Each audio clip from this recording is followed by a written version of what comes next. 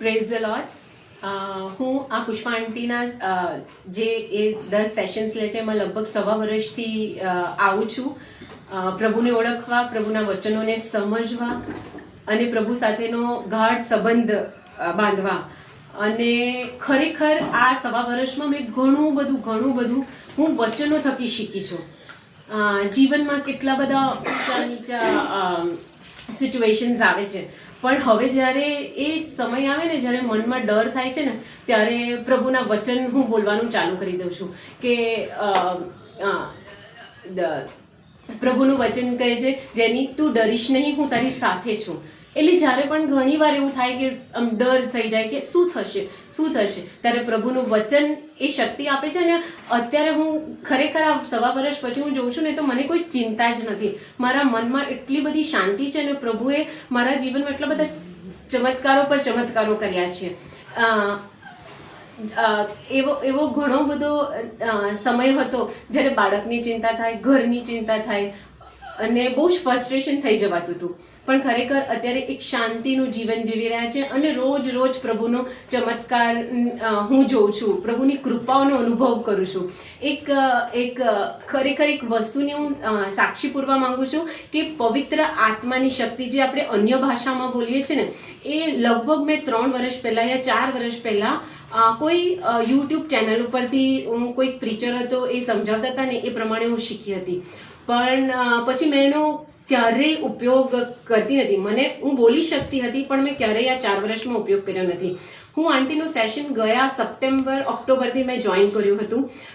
એની પહેલાં ઓક્ટોબરમાં જ લગભગ આંટીએ કંઈક 3-4 સેશનના વિડીયો પવિત્ર આત્મા અન્ય ભાષામાં બોલવાનો વિડીયોઝ હતા બધા. મેં એ વિડીયો બધા 4 વિડીયો લગભગ આખા જોયા, 2 વાર જોયા, 3 વાર જોયા. અને એના પછી આજ એ વખતથી અત્યાર સુધી લગભગ હું એ અન્ય ભાષામાં રોજ બોલું છું. રોજ અત્યારે હું જ્યારે ઓફિસ જવા નીકળું ને હું ત્યાં ઓફિસ સુધી પહોંચું નહીં ને ત્યાં સુધી એ અન્ય ભાષા બોલતી હું ત્યાં જાઉં છું.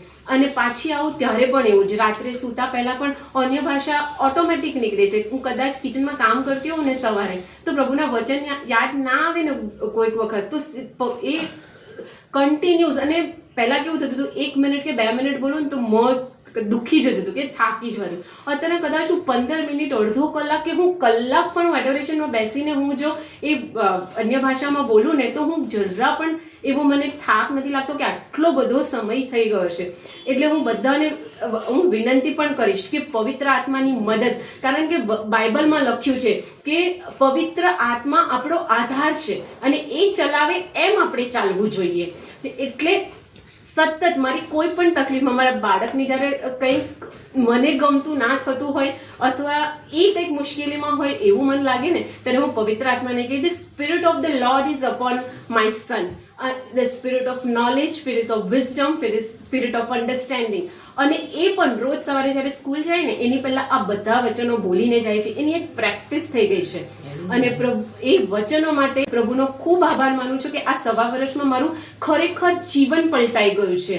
કોઈ ચિંતા નથી રહેતી. અને જ્યારે ને એ થાય ને તો પ્રભુનું વચન કહે છે યોહાન 14માં કે જેની તું તારા મનને અસ્વસ્થ થવા દઈશ નહીં, ઈશ્વર ઉપર શ્રદ્ધા રાખ અને મારા ઉપર શ્રદ્ધા રાખ. ત્યારે એ શ્રદ્ધામાં એટલો બધો વધારો થઈ ચૂક્યો છે ને કે પ્રભુનો ખૂબ આભાર આ બધી કૃપાઓ માટે.